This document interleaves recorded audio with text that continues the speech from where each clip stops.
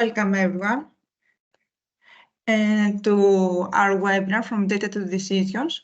My name is Qlik and I will be your host today. With us today we have the expert Joseph Tournas, BI and Data Visualization Director at WITSIDE, Renato Vieira, Principal Solution Architect at Qlik, and Vincenzo Esposito, Enterprise Sales Manager at Qlik. Without further ado, let's get started with Mr. Tournas.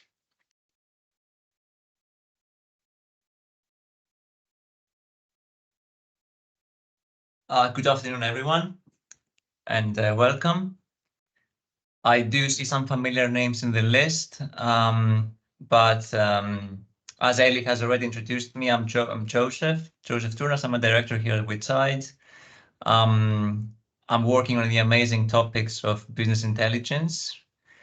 Today, we'll have the opportunity to dive into the world of AI using Qlik, that is.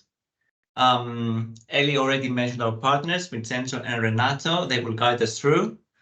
But first, all I want to do is I want to steal a few minutes of your time to talk about who WITSIDE are for the hopefully very, very few of you who don't know us already.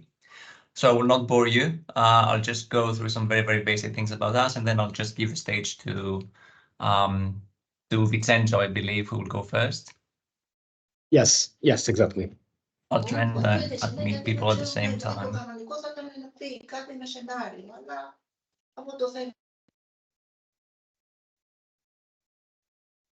So our company was founded in 2010 as Qlik Vieira, renamed in 2017 to highlight the broader focus on analytics, whilst also expanding our Qlik partnership. Today, we consider ourselves to be very well placed in the ever-changing data and AI field, with over 350 returning clients in the region.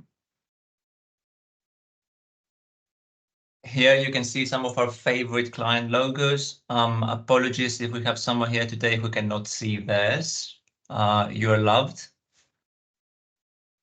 Very quickly, we try and cover the whole life cycle of data, the journey, if you will, from the collection, from the collection and ETL of raw data to actionable insights. We do that using a plethora of tools in the process. But as you've guessed, today is all about Qlik.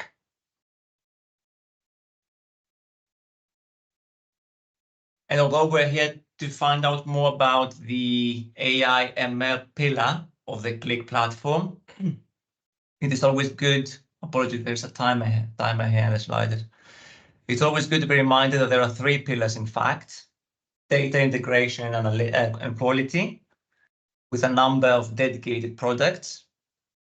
Analytics, of course, this is where Qlik Sense sits. And AI ML, where we can find innovative features like the Insight Advisor of Qlik Sense, but also more dedicated products like the one we're going to hear about today, AutoML. I believe Vincenzo is going to cover a bit about Stage, which is more of a portfolio around AI, what it is, what it does. And Renato will also cover not just what ML does, but will also show a couple of interesting use cases. Hopefully, we will have some time at the end for any questions you might want to ask. So without wasting any more time and moving to the interesting bits, I give you Vincenzo, and thank you very much for your time and attention. So Vincenzo, I'm going to stop sharing, and you can start right away with Stage, I believe. Okay, I'm gonna share my screen. This one, can you see my screen? Yeah, all good.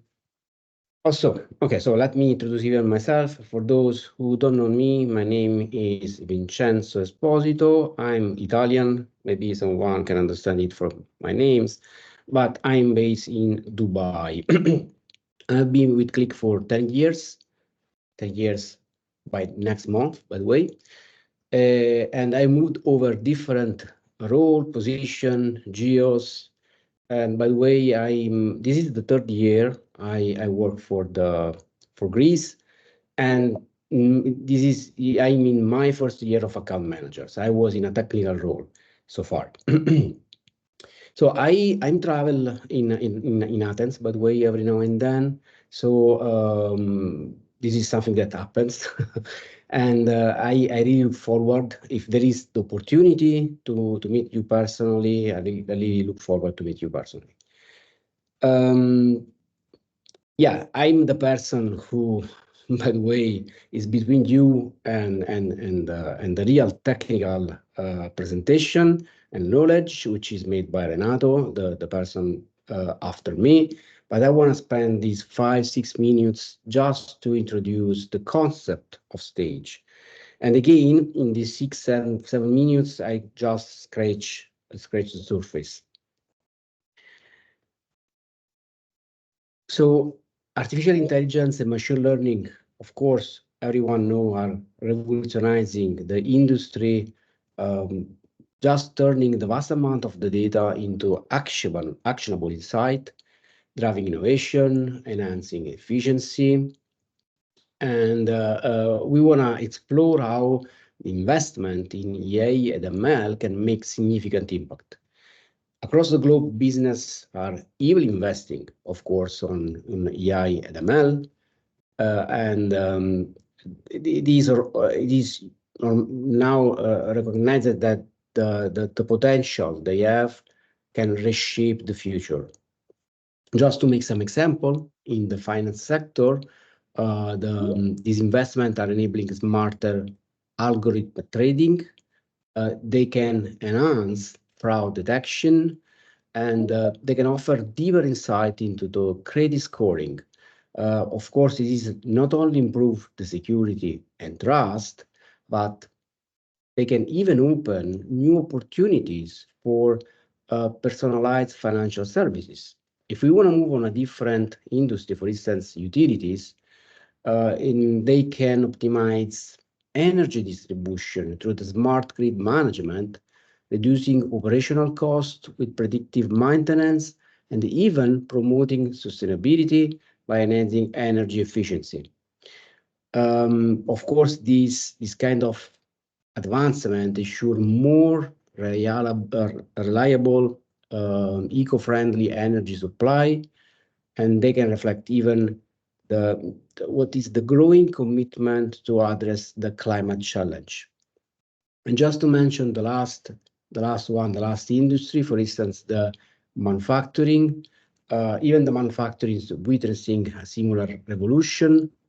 AI-driven supply chain, for instance, with AI-driven supply chains optimization, advanced quality control, and even the predictive maintenance. So those kind of technologies are now about not only just maintaining machinery, they're about even reimagining the production lines. It make these production lines even greater or more flexible and more efficient. So the strategic function of the capital in the AI and ML, in the data analytics and data management is a clear indication of the critical role of the future economy. And if we look ahead, the message is clear. The intelligence of the use the data powered by the artificial intelligence and machine learning is fundamental to driving growth and achieving long-term success.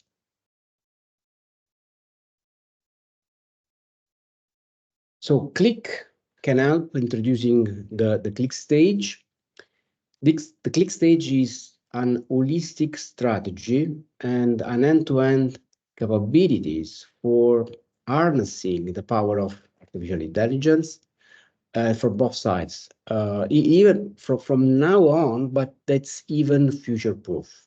I want to invite you to visit our microsites. We have microsites on the internet. You can point your browser on stage, as you can write. You see, it is now on the slide. So stage.qlik.com, and you can get much more of it. Just to tell you what stage is, what is this concept? The concept is, first of all, the concept is new, but the technologies behind the concept were part of the Qlik platform since a long time. And I can tell since a long time because in the IT domain, even 3-4 years are considered ages.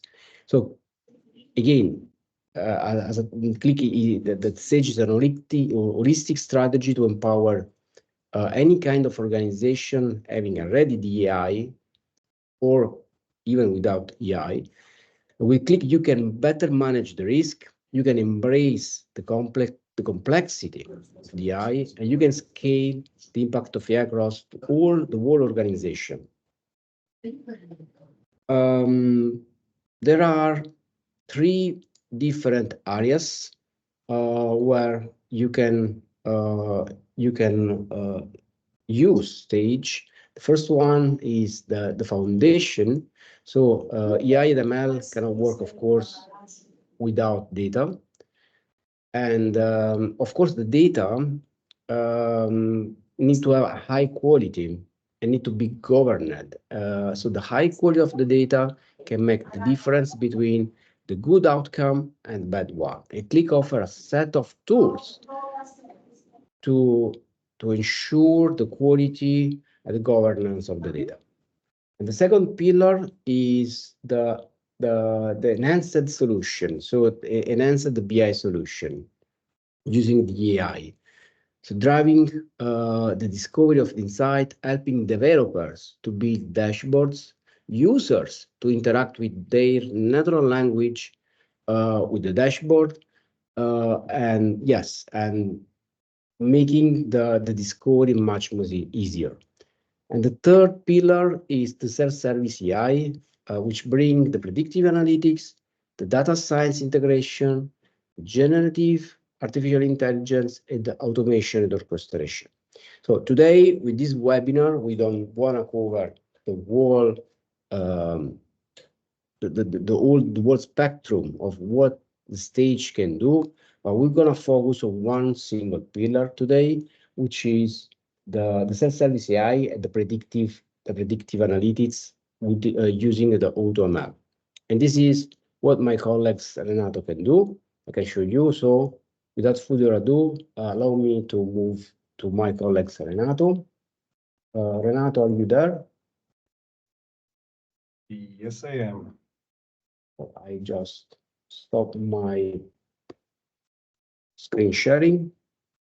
So the stage is yours. All right. Huh, you even made a pun. So just sharing my screen and putting myself in presentation mode. And of course, we need to swap these. Okay. So hopefully everybody can see my screen. So let's dwell into Qlik AutoML. So I have here an agenda prepared for today's session. I'm going to talk about AutoML as an overview. Then just for us to have kind of the same basic ground terms in mind, I am going to prepare a Qlik Sense application that will use a brand new created AutoML machine learning model so that we can see what is actually happening when we are dealing with the technology. And then I will jump into an example of an already built application prepared to try to answer some questions which are related in this specific case to energy and utility. Okay, so without further ado, let's go into this AutoML overview. Okay, so essentially, as Vincenzo was telling, we at Qlik, and of course with the branded vision, if we could call it this way, as stage, we at Qlik have been working a lot on the trend of analytics, and of course to combining them also with some kind of intelligence, if I could simplify the term, being it using natural language processing so that we can ask natural language questions to our data, having suggestions in terms of how our data could make sense for us to be exploring, especially when we are doing our first steps into this analyticals world, or even combining it with predictive components. And indeed, today we are focusing into AutoML, which is a specific a part of the offering that is what is available within our full Qlik platform. So what is AutoML? Well, AutoML is a way and a tool, an asset, if you may, that you can use that is available within our Qlik Cloud offering that allows you to enter into the machine learning world. Well, to be honest, this is a product that is done not for those extremely very highly specific cases where you need to define everything, but for the other 90% of cases, which means the other cases where it would be, of course, very fortuitous and very handy to have some predicting capabilities within our data, but we are, for example, into the exploration world of what could be the outcomes of that, or we don't need to go into something that is indeed too specific that we need to actually develop our own custom algorithm of prediction. And AutoML indeed does simplify that process because it is focused, and as you can see here on the third bullet point, it's possibly the most important one, at least in my opinion, in a simple code-free machine learning workflow. What this means is basically mainly drag and drop kind of interface where we can start right away interacting with these machine learning world. So, of course, this is not specific and dedicated to a simple or a single vertical. This is fully open in the sense that you can use AutoML to be applied in whatever need that you have, whatever vertical, whatever industry, whatever use case, and so on and so forth. Of course, a few considerations need to be taken care of, and we will talk about those today because I mean it's kind of the purpose also of this webinar. So we will look into those later on because, I mean, if I can tease already, it's essentially, of course, good data, good results. But that's put aside, indeed, you can use AutoML to any kind of use case that you might see fit where you need to have some kind of prediction. So in terms of how it is integrated and why it would be interesting of this to be used, well, of course, combined with Qlik's capability, in this case with our associative engine, well, you will have a very robust multi-source data combination and feature engineering solution, which will allow you to explore your data and explain the results of your data, but also in a prescriptive way to do and test scenarios and start looking into those. And if you combine them, for example, with some other features such as alerting, you can even get some notifications when something is predicted to be going awry, so that you can try to look into it and take action. So essentially, how does this work, or how would this said workflow, no-code workflow with AutoML work? So I have here on this slide a depiction of what would be the main steps, and actually we're gonna do these today together.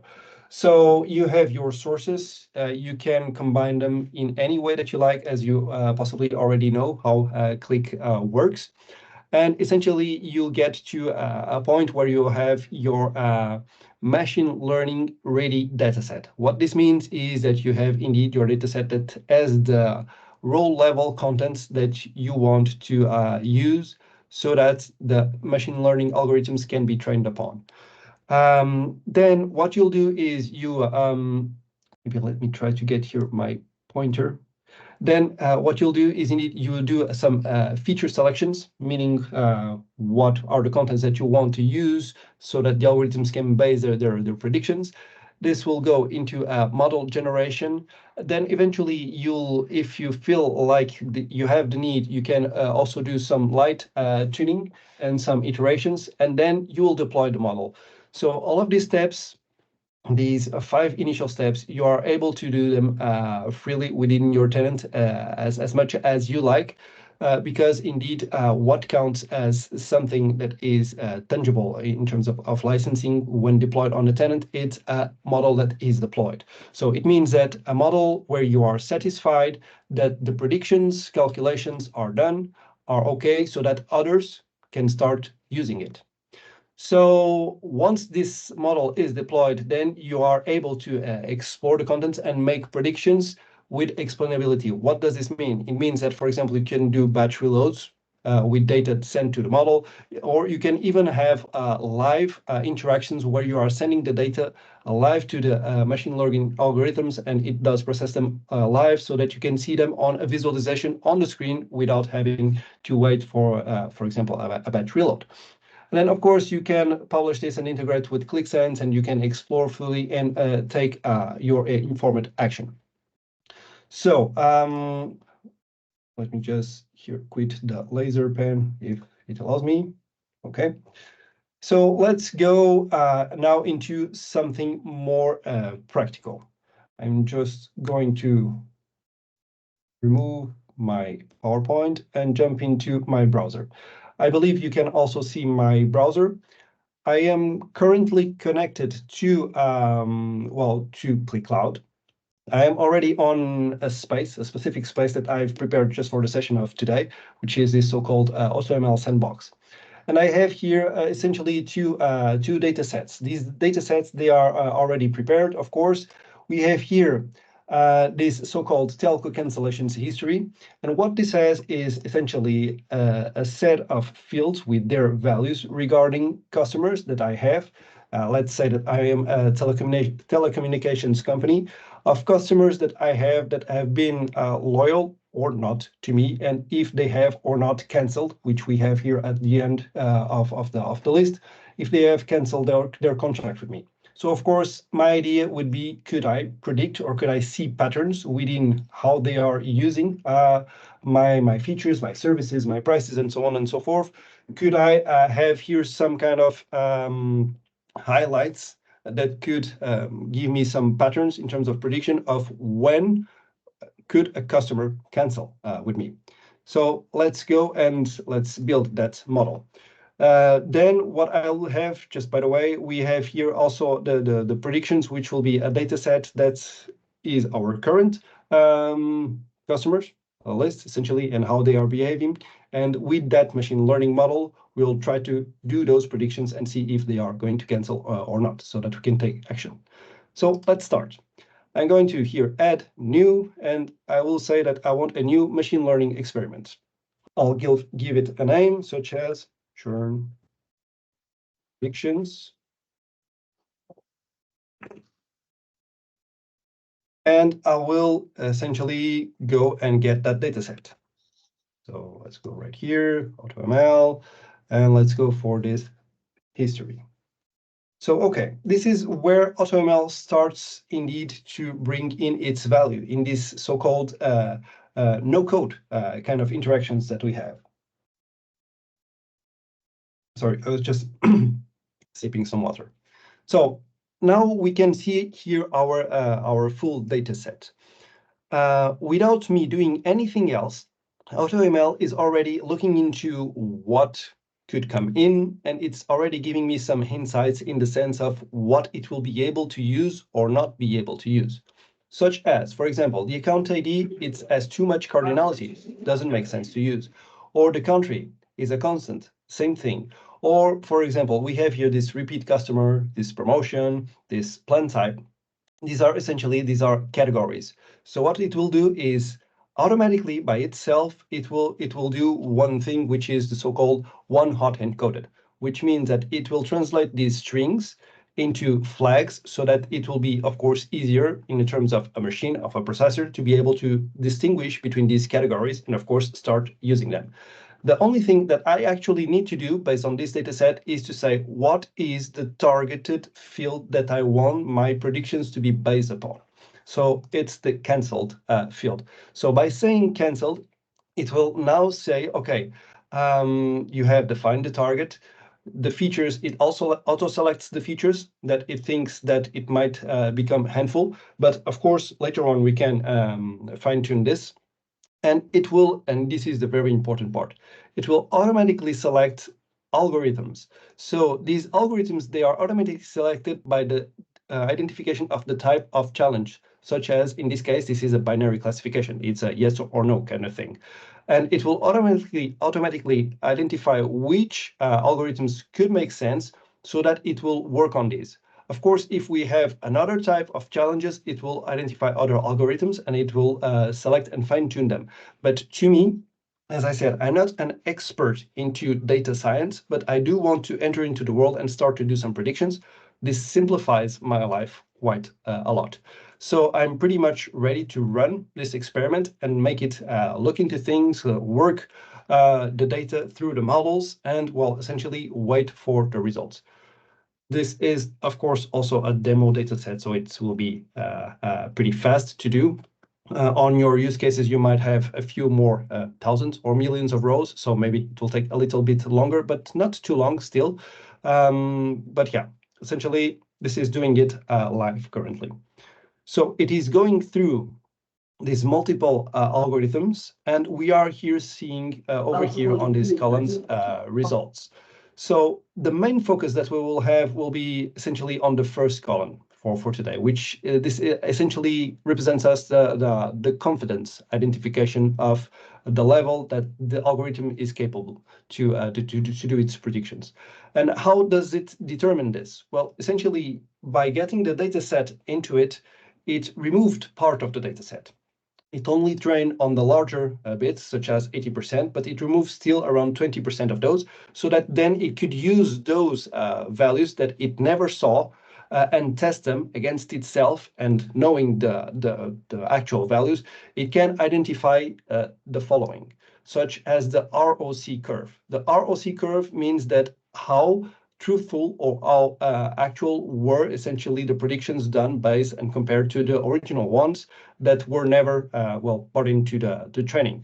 And the closer that we are here to the left side to this one value, the better. Or if we could see this on another way, the confusion matrix. We have the real positives, the real negatives, the true positive and the true negatives, and the false positive and the false negatives. So this helps us to identify, to understand indeed how accurate the predictions are based on this model. If we want to get really nitty and gritty, we can see here the hyperparameters. We cannot set them up. That's AutoML's work to do it, but we can understand how it got there. And there is another thing also that is very important, which is the sharp importance and the permutation importance graphics. So here we can understand how much does each feature influence the prediction. Same thing in terms of how many times are used essentially the features within the model. And if we look here into the sharp importance, we can see, and into the permutation importance, we can see that there are a set of fields that are not that important, if we could call it this way, at least in terms of how they influence the results. So we can, for example, go through a second run and do some fine tuning, such as selecting those features and say, okay, I want to do a new version and I want, for example, to remove the last 4 features. And I want to run this second version, see what will come out of it. So we just need to wait an additional seconds. And eventually I can select throughout this multiple iterative process that I'm doing to fine tune essentially what are the features that I want my model indeed to focus itself upon to do its predictions. Just going to give it a few seconds.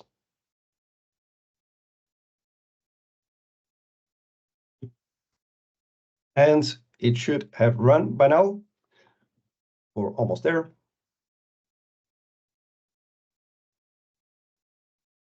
Okay, so it is done. So I will simplify things. I will just compare the top performance from the 2 last runs. And we can see here, of course, that we have the number 1 and number 2. And the second run gave us a little bit more of confidence of quality in this prediction capability by removing those features. So I'm pretty much happy with it. And by the way, as you can see, given that I did those small changes in the features, it even ended up selecting a different type of algorithm. So I'm okay with this. I can deploy the model so that we can start using it. It will give me some descriptions, how it was built, and so on and so forth. So now I can start and work with it. So what it means is that now I can start sending data to this model, and it will do predictions, and I can start leverage and using those outcomes into, for example, analytical applications. So how will I do that? Well, I'll create a prediction and I will start using it. But I just want to do a very, very quick side note. Here on the real-time predictions, and we will see this on the works later on, you can even send it via API. You can even send it the data and start using it as well live, if we could so call this way. So, but let's do a batch prediction. So I'm going to create a prediction. I'm going to select a data set. Well, in our case, it will be essentially the predictions data set of the customer of my telco customers. As you can see, I have here a little bit more of information, naturally, from my database, but I have indeed the main features that I want to use and to apply for my predictions. I can name my data sets such as telco cancellations predictions. And I can select the type of format. Since I'm going to say into Qlik's ecosystem, I'll use QVDs, but as you can see, we could go for other type of outputs, and I can confirm this. So in terms of contents that I will use of outputs, I will not use the apply data set. This is essentially the original table. I already have it. But I find interesting to have the SHAP table. So what is the SHAP? I forgot to explain about this. The SHAP is the way that we can understand feature by feature how essentially they influence the decision. So in other words, it's, for example, a way for us to understand how a decision was made for the prediction, but also how, for example, we could kind of reverse engineer and understand why that decision was made. So this is also important for those scenarios where we want to understand the prediction instead of just using the prediction. So I'll remove these last two. We don't need the coordinate nor the errors. And I will say that I will want to essentially correlate these two data sets, both the prediction and the original, by something naturally. And in this case, it will be by the account ID. I can save and start my prediction. So in a few seconds, my output will be essentially a QVD with a yes or no prediction based on the data that I've given to the model to run its predictions. So the predictions are created. We can go here and open them. So this essentially will bring me to the hub once more. And now we have, besides our CSV files, we have the SHAP QVD and we have the predictions QVD. So let's start maybe by the easier one. If we go here into the predictions, we can see indeed our account ID, we have the cancellation prediction, and we have here also the confidence of that prediction, if it is a very strong no or a very strong yes. So basically, this will be a number between 0 and 1 of how confident the prediction was for this value. And if we want to understand how those predictions were decided, well, here are the SHAP values, and we, of course, can use them as well. So what this will lead to me is mainly, let's start using these contents. So let's say that we have here these predictions, QVD, that I want to start and create an analytical application with it. And essentially, well, combine this with my data set and see what I can find. So the application has been created. Let me just open the app.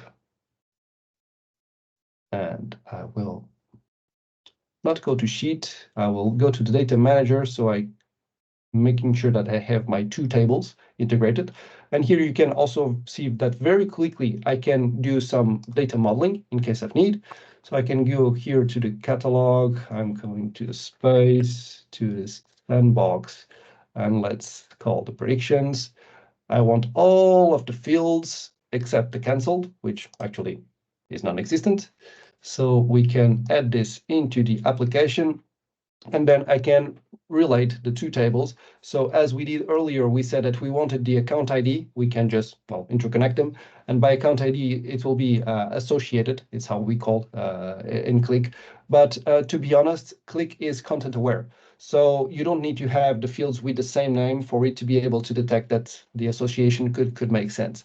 In the same way that, for example, if I want to do just a very quick modeling, for example, I could go right here onto this table. I have here this customer tenure field, which is essentially the number of weeks that the customers have been with me.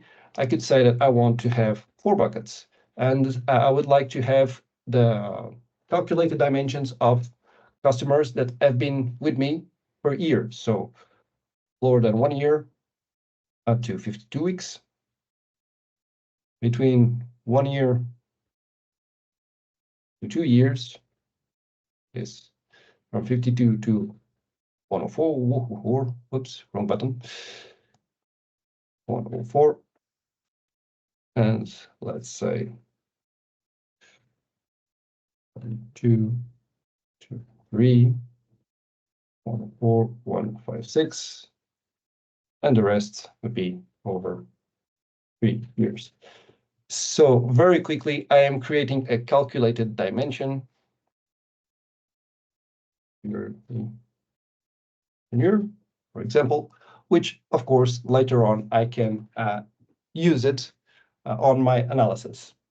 So what essentially I done is I said to load everything into this model, into this application, and I'm quickly creating a sheet. I could start asking some questions like, I don't know, how many accounts per tenure or per early tenure, for example.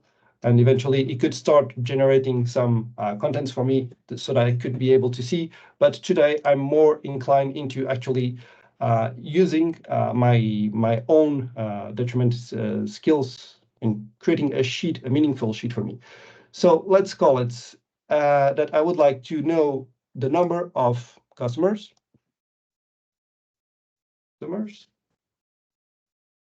and possibly the number of customers that are predicted to cancel. So it will be the same, to be honest. Number of customers to cancel, but with, in this case, the canceled predicted value filtered by yes. So from my whole set of customers, I already know that the model predicts 423 to cancel. So let's bring in something else or something more.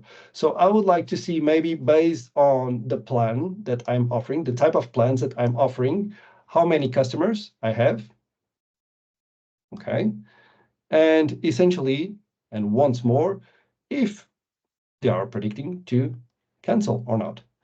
And by the way, I do like to see this on a scatter plot, and actually I quite enjoy a lot to have also segment labels so that I can see the numbers while I'm being attracted to the visualizations to find those patterns. So at last but not least, let's say that I would like an additional row, and still let's work with the account. But in this case, we have here the strong yeses, and also, for example, the pricing that I'm charging to them. So let's correlate these. So I'll bring in the base fee, and I'm actually doing an average of base fee. And I'll bring in the cancel yes. And I'll also do an average of those cancel yes.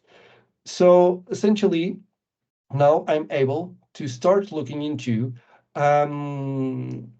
customers that, well, slim to no probability to cancel with me, to, as I go throughout here this visualization, I start understanding that, well, the longer I go, of course, more chances I have for them to cancel.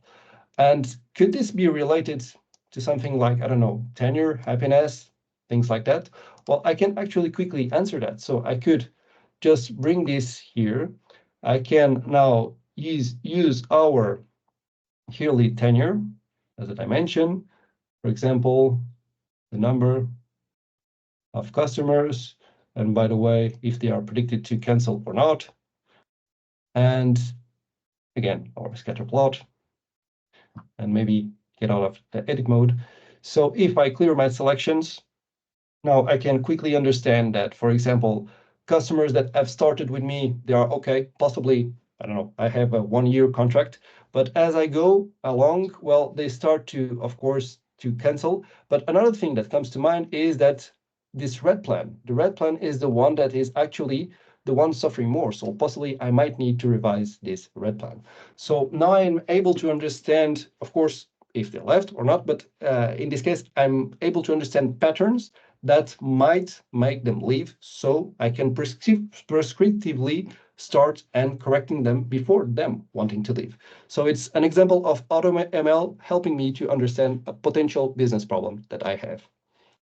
So this was my first part that I wanted to show, essentially how to create a model, because now it's going to be way easier for me to showcase the energy and utility use case. So a very quick resume. So this is a use case where we are using essentially Italian electrical information from its grid provider, Tenra. And internally, we started asking our questions, what would be interesting to do in terms of practical use case of a demonstration using AutoML, but why not also going to, for example, on a vertical perspective? So we came up with this energy and utility scenario, and we thought, okay, what could be interesting given how the world works, how the world is changing, such as global warming, pollution, social events, and those kind of things. How could these actually start affecting the grid demand of electricity? And naturally, companies such as this one, how can it prepare itself in terms of what type of generation should I have, or should I invest more or de-invest? Such as, for example, within the next weeks or within the next month, if wind is higher, how will this affect my windmill production? For all the sources that I have, for example, I'm entering the summer and there is a lot of sun coming in. How will my photovoltaic be able, for example, to relieve my thermoelectrical generations, and so on and so forth? Or social-wise, if there is a war on the breakout, or there is something that is happening with my main importer, how will that affect me? For example, if my prices rises.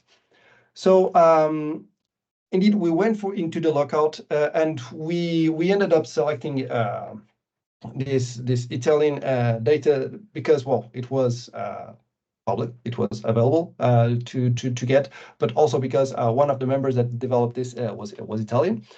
And it's not me. And essentially, well, we gathered the data, which by, for example, going to Wikipedia, we were able to get all the locations of all the plants.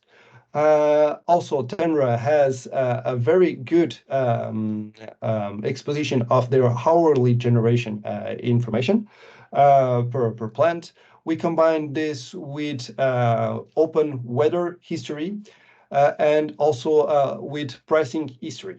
So in this application, we have data that comes from 2018 up to around this period, 2023, and we fed this all into AutoML to see what could happen and what type of patterns that we could identify, and of course, apply some what ifs.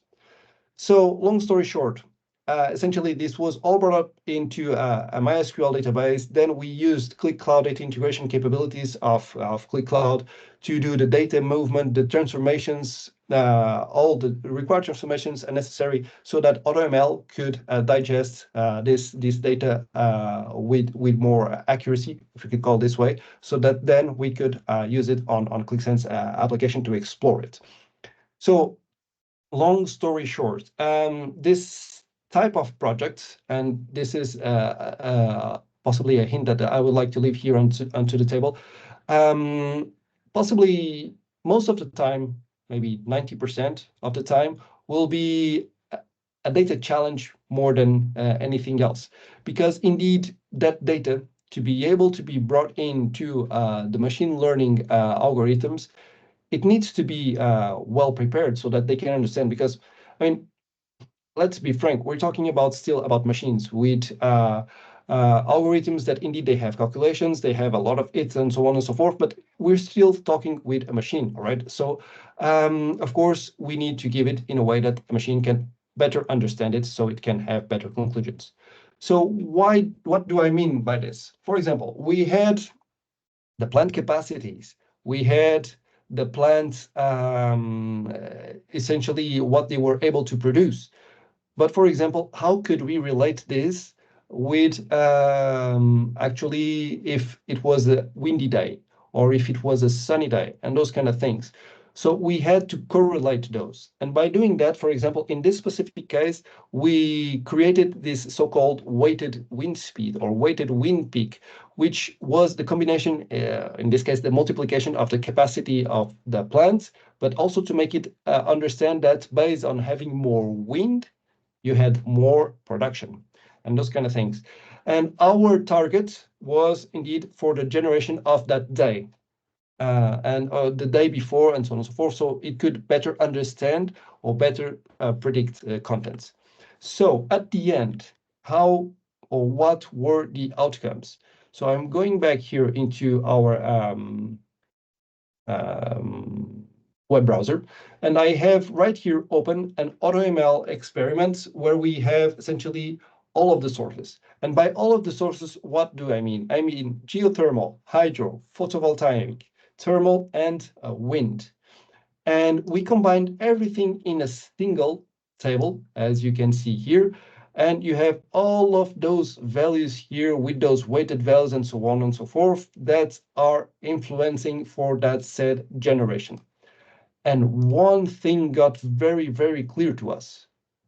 By combining everything into a single model, the SHAP importance was kind of, as there are now issues being, for example, reported with ChatGPT, it got kind of lazy because it wasn't kind of easy question. So depending on a primary source, I can safely bet that this will be the value. So of course, things like wind elevation, wind temperature, I'm looking into it, but it's not here. The photovoltaic radiation and so on and so forth, those were not taken that seriously by the algorithm because, of course, the major importance was the primary source. So, and of course, we can see here we can see that thermal is the largest chunk. So, of course, why bother with the rest? So, oops, just a quick refresh. So what we did was, okay, let's maybe, as for example, not only the American term is coming to mind, throw a curveball. Let's see what would happen if indeed we break this by source. So let's do a model, for example, for wind. Let's do a model for photovoltaic. And in general terms, indeed, well, the R2, that confidence level, the aggregated level seems to be better if we are combining everything. But now if we go one by one, we can start to see that, and in terms of importance, the actual things that are interesting for each type of source are now taken in consideration. For example, into wind, you have the wind speed, the wind gust, the cloud cover. If we go for photovoltaic, we have the shortwave radiation, the price, the cloud cover, and so on and so forth. So what this means is now, if I jump into here, into this model comparison sheet that I have right here, when we were talking about all sources combined in a single table, we had a 76% kind of accuracy when we were comparing the generation, the prediction, versus the prediction by source. While source by source, fitting it into the model, we had a much better accuracy. These 4%, they make difference. And you can very well see this here on the photovoltaic, where you have the dark blue with what was actually generated, and you have the prediction, the general one with all of the sources is this light blue, and you can see the line is here lower. But this purple one is the one specific to photovoltaic. It's way closer to the one that is the generation. It means that our algorithm is way closer to the actual reality and able to better predict. So in what does this translate? It translates now, if I go here into this overview of application, combining all the analytical data and the predictive one, I can have something like this. For example, the whole set of generation, we can see that in Italy, indeed, they rely mainly on thermal.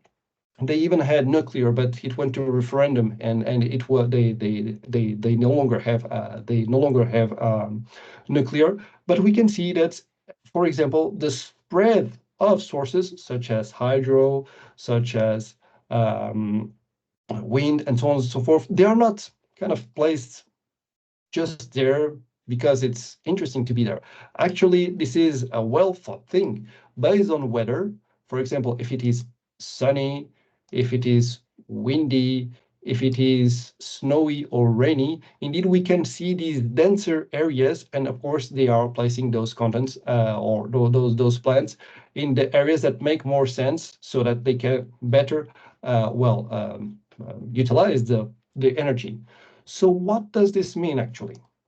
It means that if now I select myself into 2023, this data model was only built up to March, end of March. So it means that everything on April here on 2023 are prediction values. And of course, there is also the actual ones, but it's where the model is applying. We are actually thinking to making this recurrent for every day, but currently, well, the demo data was only up until that moment. So if we go here into the prediction analysis, and I'm just going to say that I don't want to show the actual, we have here essentially what is the actual value and the prediction value. So we have here in light blue the generation, and we have here in purple what is the expected prediction for April. And we have it here also on this lower screen on a larger visualization, and you'll see why it is here in a few seconds. But now, for example, if I want to see those sharp values, if I want to see how something affects, for example, I could look into here into the wind speed. And now I can understand which are the plants that are affected by the wind speed and how are they affected. And naturally, well, now we are in 2024, so we have historical data. So we could say that I would like to see the actual. So when I say here, yes, we can see here on this purple one, what was the actual generation done by Tenra versus our prediction. So to end up, and with that real-time capability, what if we could actually test scenarios? So to answer those questions, if we have more wind, if we have more sun, if, for example, the prices go up, what is the predicted generation? Because for a type of business like this one, what they want is to always have local production as close as possible to the actual generation, because if you have too much, it's a waste. If you have too little, you have to buy from external providers. So right here on this half of the screen, you can actually do those what-if scenarios. So let's say that temperature rises 1.3, and we actually have a little bit of less cloud cover. What will happen? And here on this visualization, this is sending to the model generated by AutoML live the contents so that we can have this what-if scenario. And let's say that, for example, well, something happens and prices rise quite a lot. So what will happen into the type of patterns that my customers might have in terms of electricity demand generation? And naturally, I can save these scenarios here on these multiple buttons and then do some scenario comparisons. And this was essentially my example that I have to showcase to you in terms of how we could use AutoML for some prescriptive decisions. Well, given that, and possibly given us being very close to the overpassed time, I would like to essentially close my demo and, of course, open the forum for questions. Great, Renato. Thank you very much. Thank you, Renato. Thank you very much. Thank you, Joseph. Thank you, Vincenzo, for the informative presentation. Well, we have a couple of questions. one question is, can we also generate these warm plots? Could you repeat? Yeah, I did it, Renato. I can answer this one. Yes, Okay. because the presentation is made by Qlik, so you have the Qlik capabilities for any kind of presentation. There is the plot chart, of course. You can use if you want to have any presentation not included in a standard Qlik visualization, you can always use an extension object. So there are no limitation to visualization. You have the Qlik sense power for this kind of capabilities. Okay, thank you. Next question. What could be the best way to identify a use case where AutoML would be beneficial? Well, that's a very good one. And to be honest, I have here a set of additional slides. Let me just go. Yeah, I think it's this one. Oh, I really need to say that I want to have the other screen as the main one. So essentially, I mean, not all cases are for AutoML, because indeed, if we are just looking into historical data, just looking to understand what happened onto the past, that's not an prediction/AutoML use case. But if you are starting to ask questions like, I need to predict how this could happen in the future. I need to understand what are the factors that drive or that have driven to this kind of conclusion, and possibly if I fine-tune them, if I affect them, what will happen? So if you do start having these type of questions, it might make sense for you to look into an AutoML kind of world / deployment development. And I leave here the questions so that you can, of course, have them. All right, moving to the next one. For regression models, and the interactions between predictors also supported. Could you repeat the question? I'm sorry. Yes, of course. For regression models, are interactions between predictors also supported? You can read it even from the Q&A, Renato. Oh, yeah. So they want to know if there are interaction between predictions in the regression model. I don't know if I can ask Antonio to be more clear on this one. Well, it's an anonymous question, but No, please no, provide more info. If okay. Well, the thing here is, and this is very important within AutoML. So the algorithms, you cannot fine tune them because it's not the purpose of the product. So what this means is, if eventually you need to go through a path of something more fine tuned, in the sense of being very specific in terms of type of prediction, naturally you always have and had, and that's where the data science team is mainly focused typically, those third-party very advanced calculation engines such as Python, R, SageMaker, and so on and so forth. So what I mean by this is, if you have those in place, of course, these can be used as sources to Qlik Sense. So you already had that before. You can use them, and you can also interact with them on a live fashion. Now, if you would like to understand in terms of what type of models do AutoML include, so that when it's doing this kind of automatic algorithm selections, I don't have them all in top of my mind. It is indeed focused onto the most general ones. And eventually, if you would like, well, just drop me a ping, and I can actually ask it internally, so that I could give you a full list of type of algorithms that are available. But indeed, rest assured that it's the main generality to be able to answer to those major use cases, and not the only very specific and tailored ones. I hope this helps, and just Well, of course, that they can also contact Joseph or the WITSIDE team in order to provide further insight. Absolutely. If anything needed, well, just ping us. You have here my email because it's normal for me to have it as a concluding slide within my presentations. But yes, ping Joseph, and of course we can all have a chat. Thank you. Next question. I'm trying to keep the series.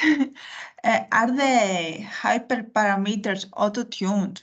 If we can tune them, which one can we tune, for example, for the XG, I'm not boost model. I'm not sure if I'm pronouncing it well, XG boost model. Well, it goes to the point of my previous question. So these are indeed these hyperparameters. It's it's AutoML that selects them automatically. Currently, they cannot be fine-tuned. In a roadmap-ware perspective, who knows? Because of course this is a question that is asked a lot, but at the moment they cannot be tweaked. It's indeed how this works. They are selected for us. So essentially, it's playing with the features, and that's it. Okay. Next question. Algorithms are predefined, and based on them, we have to build a predicted model. Which one is this? Algorithms? It's the 1, 2, 3, the third one on the Q&A session. Oh, I need to refresh.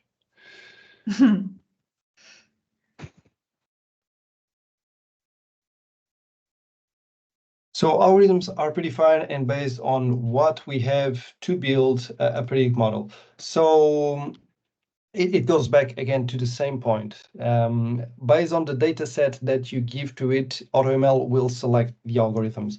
And it will be pretty much that. So if it is indeed a yes or no kind of question, it will go for a type of classification. If it is something more advanced, it will go for other algorithms. But indeed, it's based on the type of data that we send and the target value that it will also select. Okay. One last question from Panos. It's the first one on the Q&A, Renato, if you want to read it. Is it possible to predict the cost of a product next year? And according to the cost, how could the profit be? Okay, so this is a good question, kind of a project type of question.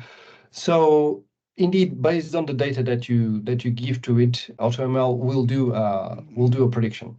Well, of course, the better the data set is, the better or the more accurate can the prediction be. Yes.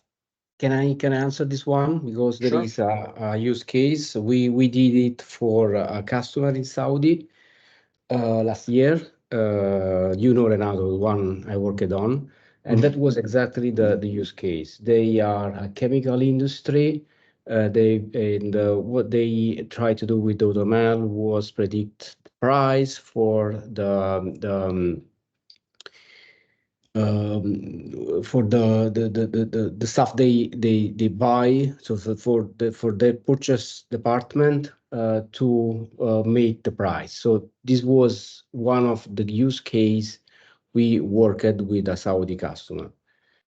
So as any other things, of course that depends on the use cases. In that use cases, the price was driven by an internal market. So, for instance, in case the price, let's say it's quite hard or quite difficult to predict the stock market, okay, because there are so many variables.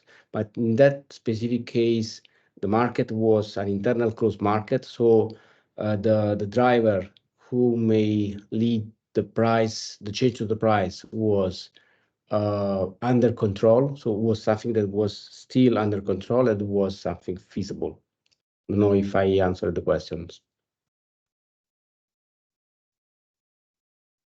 I believe Yes, so. Vincenzo, thank you for your answer. And Renato, can you hear me? Yes, Yes. yes, Yes, we can. Yeah. sure. Thanks But yes, for indeed, your it's answer. a scope. Yeah, Yes, there are exactly. there are many factors depends on as you told us, depends on the stock market, the weight of the product, and you have to calculate many how can I say, many variables Mhm. to calculate the profit for the next year. So yeah, Yeah, that's a very prediction. difficult to predict Yeah. This the this profit is because the product depends on the market, the stock market. yeah. Oh, yeah. This is technically possible. Then how accurate is the prediction depends on the sources, and the number of variables. In the specific case I was mentioned before, because the price was based on an internal market, was much more easier. Sure. Thank you. Okay, I have missed one question. So, how many years of historical data set needed to define a more accurate predicted model? Renato, you want to go for this or? Yes, well, I mean, it will always depend on the amount and the detail of data. So if you have more, the better. Possibly, I would say that there is no need to go for a full century, but I would always try to get possibly something like 2, 3, 5 years, Yeah, maybe. It depends. It depends indeed of how the how the variabilities have been changing throughout time. Because if, let's say, in the last 3 years, it has been always kind of the same, you can go through that. If you have more changes that could help you identify a pattern, maybe go a little bit more. But of course, just go for what you indeed identify as needed, because there is no need to just go from starters of dawn of ages as well. Yes, if I can add something that depends that case by case. Keep in mind there is even something that is called the input. Now they can't come to the head of my head, but there is even a drift. The input drift. That means sometimes once you run the model, you need to run it again. So that the number of the years you need to use really depends from use case to use case. So that's part of the study. Thank you, Renato. Well, one of our attendees is asking if there is any data limitation to create an experiment in Qlik AutoML. Yes, naturally.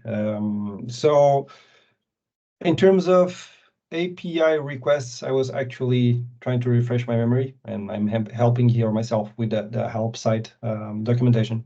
In terms of API requests, there is a limit of 300 requests per minute.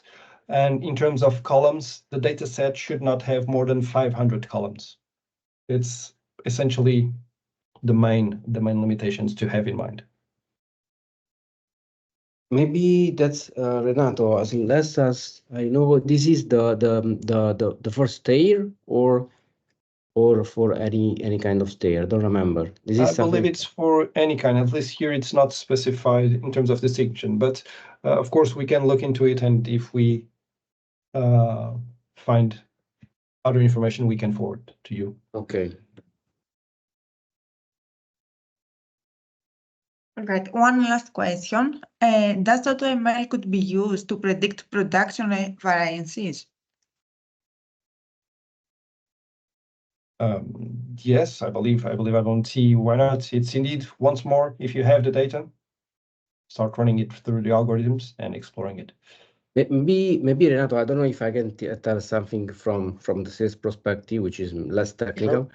So what the AutoML can predict are three different things: the Boolean, yes, no, a kind of a collection, so collection of I don't know, plan, red plan, blue plan, green plan, and so on, or a continuous number. So anything that can fall into these three variables, so yes, no, or a collection of outcome or a continuous number, can be an output from AutoML. So if production variances is a number, it can be you can use AutoML to predict it. Don't know, Renato, if you agree with me. No, that's spot on. Okay, I have one more question. Someone is asking if he can or she can set his own parameters to the algorithms. No, this goes back to the same point of hyperparameters. So indeed, you cannot specify them. This is AutoML's doing. Okay. Any other question?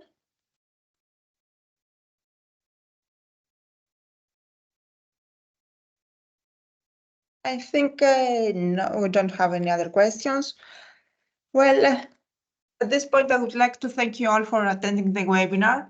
I would like to thank Renato, Joseph, and Vincenzo for their great presentations. Thank you. I will share the presentations and the recording with you, and you can always contact us if you need further details. Thank you all. Have a nice day.